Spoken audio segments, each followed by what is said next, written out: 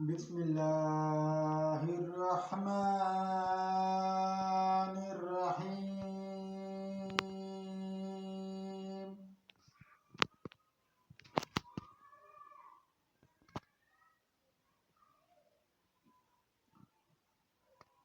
فاذكروني أذكركم واشكروا لي ولا تكفرون.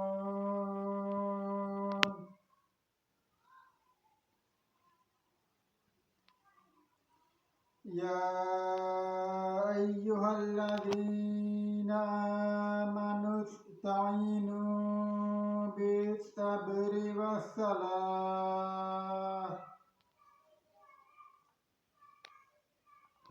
إن الله مع الصابرين.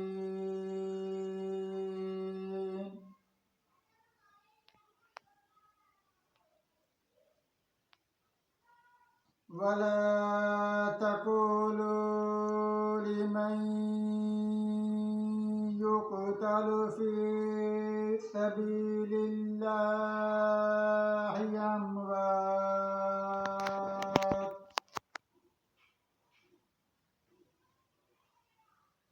بل أحياء ولكن لا تشعرون.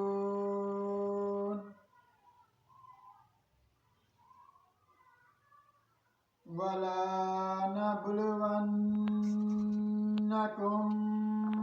بشيء من الخوف والجوع ونقص من الأموال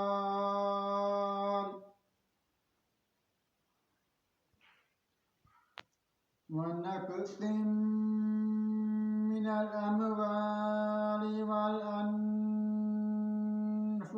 والثمرات وبشر الصابرين.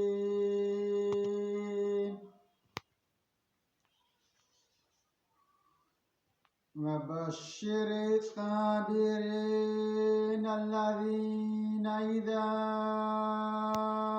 أصابتهم مصيبة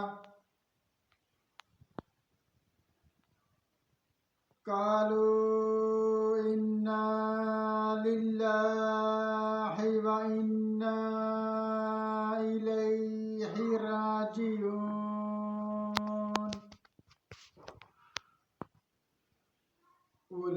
أولئك عليهم صلوات من ربهم ورحمة وأولئك هم المهتدون.